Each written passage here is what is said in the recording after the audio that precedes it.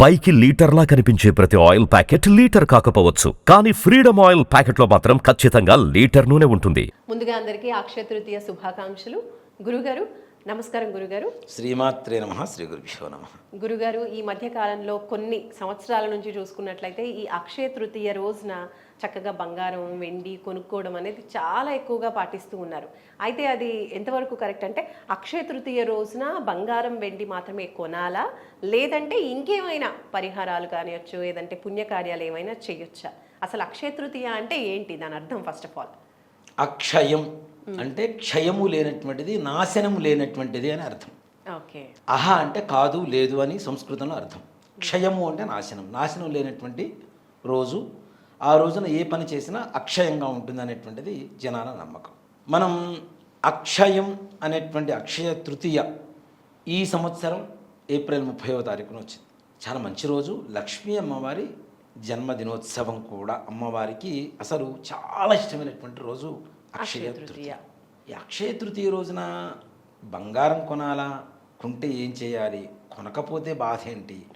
ఆ రోజు బంగారం షాపులు అన్నీ కూడా కలకల్లాడుతూ ఉంటాయి. ముందు రోజు నుంచి మొత్తం busy busy busy busy busy. Akshaya Tritiya offer offer offer offer offers అని మనం సమ్మర్ హాలిడేస్ రాగానే 1, 2, 3, 4 ర్యాంకులు అని చెప్పి మైక్లో ఎట్లా ఊదర కొడుతూ ఉంటారు. టీవీ యాడ్స్ మొత్తం అవే ఉంటాయి. అక్షయ తృతీయ ఆఫర్స్. అవునా? బంగారం కొంటే కొనకపోతే మగవాడి ప్రాణాలు పోతాయి ఇంట్లో. ఫస్ట్ కొంటే వాడు మనశ్శాంతిగా ఉంటాడు. ఇక్కడ ప్రాక్టికల్గా ఇక్కడ ఓ మాట చెప్పానంటే నాన్న, బంగారం కొనుక్కోలేనటువంటి వాళ్ళ పరిస్థితి ఏంటి? చాలా మంది అలాంటి వాళ్ళు ఉంటారు. వాడు బాధపడుతూ ఉండాలా, బాధపడాలా, జలస్ ఫీల్ అవ్వాలా, కొనుక్కోవాలని తపన పడాలా, కొనుక్కోవడానికి అప్పులు చేయాలా? అన్ని ఉన్నా కూడా కొన్నిసార్లు సందర్భం కుదరకపోవచ్చు, సమయం కుదరకపోవచ్చు, బిజీ ఉండొచ్చు. అవునా? అలాంటప్పుడు బాధపడతారు కదా. దీంట్లో డబ్బులు ఉన్నవాళ్ళు కొనుక్కుంటారు నాన్న, దాని సంగతి తీసి పక్కన పెడతాం. అది గ్రాము 1000 రూపాయలైనా 10,000 20,000 కొనటం అనేది తప్పదు, తప్పనిసరి కొంటున్నారు. ఆ బంగారు ఆభరణాలు మంచిది కూడా, బంగారం కొనుక్కోవడం మంచిది కూడా కాదని చెప్పను. కానీ అదే రోజున కొనుక్కోవాలా? అసలు ఎక్కడ ఉన్నటువంటి వాళ్ళ ప్రాణం కూడా తీసేసి డబ్బులు పంపించింది అక్షయ తృతీయ వాళ్ళ బంగారం కొనాల్సిందే, 1 గ్రామైనా కొనాల్సిందే అని చెప్పి. ఇప్పుడు నిజంగానే నాన్న ఇవాళ రోజున గ్రాము వచ్చేసరికి దాదాపు 9,500 9,000 రూపాయలు ఉంది నాన్న. బంగారం అక్షయ తృతీయ రోజున తప్పనిసరిగా కొనాలి అని చెప్పి డబ్బులు లేనటువంటి వాడు 10,000 రూపాయలు అప్పు తీసుకొచ్చి బంగారం కొని అప్పు తీర్చరాక అదే బంగారాన్ని మళ్ళీ తాకట్టు పెడితే లక్ష్మీదేవి ఒప్పుకుంటుందా? వీళ్ళ మనసు ఒప్పుకోదు ఫస్ట్ ఆఫ్ ఆల్ కదా. అవునా? దానివల్ల లక్ష్మీ అనుగ్రహం కలుగుతుందా? కలగదు కదా. మరి ఉన్న బంగారాన్ని తాకట్టు పెట్టుకోవడం కూడా అది కూడా పెద్ద సమస్యే కదా. అవునా? దానికి వడ్డీలు కట్టి చివరికి ఏం చేస్తాడు, వదిలేస్తాడు. అది ఆక్షన్లో వెళ్ళిపోతుంది. ఇక్కడ మిగిలింది అంటే 10,000 రూపాయలు అప్పు, అంతే. వీడికి మిగిలింది కట్టిన వడ్డీ, ఇంట్లో బంగారం లేదు. దానివల్ల ఏం ఉపయోగం వస్తుంది చెప్పండి? మనశ్శాంతి కూడా పోతుంది. రెండోసారి అడిగితే, భార్య అడిగితే మళ్ళీ 3సారి ఏమంటాడు భర్త? పోయినసారి చేసిన ఘనకార్యం సారి ఇంక మానుకో అని చెప్తాడు. మళ్ళీ అక్షయ తృతీయ రోజున బంగారం కొనకుండా ఉండేటువంటి పరిస్థితికి వెళ్ళిపోతూ ఉంటుంది. అసలు అక్షయ తృతీయ రోజున బంగారం కొనమని ఏ శాస్త్రాలు లేదు. బంగారు షాపుల వాళ్ళు ఇందాక మనం అనుకున్నట్టు బంగారు షాపుల వాళ్ళు బాగా వ్యాపారం చేయడం కోసం చేసేటువంటి ఒక టెక్నిక్ ఇది. అక్షయ తృతీయ రోజున కొంటే అక్షయం పెరుగుతూ ఉంటుంది. అంటే అక్షయ తృతీయ రోజున అక్షయం కాకుండా చూసుకోవాల్సింది బంగారం కాదు, బంగారం లాంటి మనస్సు, మనం చేసేటువంటి బంగారం లాంటి పనులు. అక్షయ తృతీయ వైశాఖ శుద్ధ తదియ రోజున వస్తుంది. మనం కరెక్ట్గా నడి ఎండాకాలం కదా. ఒక్క మాట చెప్తాను, ఇప్పుడు చెప్పబోయేటువంటి పని పరిహారం కూడా కాదు, ఇది మనం చేయవలసినటువంటి ధర్మం. అక్షయ తృతీయ రోజున ఇది చేస్తే మన ఇల్లు బంగారమయం అవుతుందని చెప్పడంలో మాత్రం కూడా సమస్య లేదు. ఏం చేయాలి? వైశాఖ శుద్ధ తదియ రోజున ఒక మట్టి కుండ, చిన్న కూజ లాంటిది, ఒక చిన్న పాత్ర కొనండి. ఒకటి బెల్లం తీసుకోండి, మిరియాలు తీసుకోండి, యాలుకలు తీసుకోండి, మెత్తగా దంచి దాంట్లో వేసి నీళ్లు పోసి ఒక 2-3 గంటలు ఉంచండి. పానకం అవుతుంది. అవునా? మనకి ఏప్రిల్ నెలలో వచ్చేటువంటి పండ్లు ఏంటి? మామిడి పండ్లు, వైశాఖ మాసంలో. అవునా? అలాగే విషన కర్రలు ఉంటాయి మనకి, హ్యాండ్ ఫ్యాన్ అంటుంటాం కదా. విసన కర్రలు ప్లాస్టిక్ కాదు, వెదురు బద్దలతో తయారు చేస్తూ ఉంటారు. దానికి కూడా ఒక సైంటిఫిక్ రీజన్. వెదురు బద్దలు చల్లదనాన్ని ఇస్తాయి. అతి చల్లదనాన్ని ఇస్తాయి. ప్లాస్టిక్ వాటికి వేడి పుట్టుకొస్తుంటుంది, ఇంకా చేతిలో ఉంటే ఎండ రిఫ్లెక్ట్ అవుతుంటే దాని మీద ఇంకా వేడి ఎక్కువ వస్తుంది, కానీ చల్లదనం రాదు కదా. వెదురు బొంగులు ఏంటి, ఎంత ఎండలో ఉంటే అంత చల్లగా పనిచేస్తూ ఉంటాయి.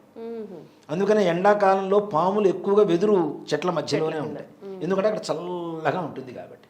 ఇప్పుడు అంతేకాకుండా లక్ష్మీప్రదం కూడా నాన్న, మన పెళ్లిలో ఏం చేస్తాము, పేలాల గంప అని చెప్పి వెదురు బద్దలతో తయారు చేసినటువంటి గంపలు, ఇప్పుడు వస్తున్నటువంటి డెకరేటెడ్ గంపలు కావు, వెదురు గంపలో పెళ్లి కూతుర్ని తీసుకెళ్ళి లక్ష్మీదేవి అని చెబుతున్నాం మనం, సాక్షాత్ లక్ష్మీ స్వరూపిణి అని చెప్పి చెబుతున్నాం మనం. అక్కడ లక్ష్మీప్రదం కూడా ఆ వెదురు బద్దల్లో ఉంటాం తప్పనిసరిగా.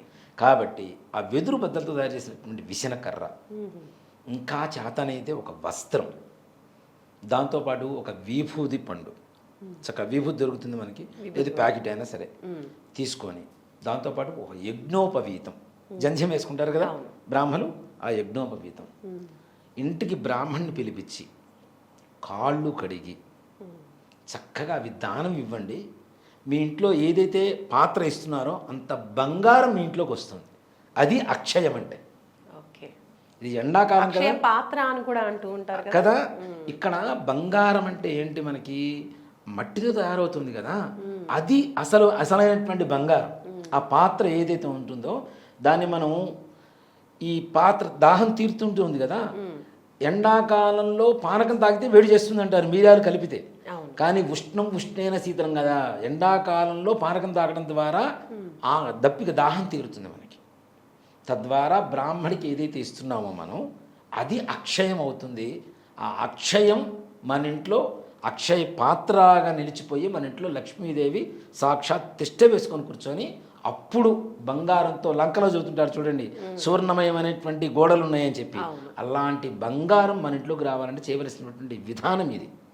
ఇది పరిహారం కూడా కాదు, దోష పరిహారాలు కూడా కాదు, మన ధర్మం.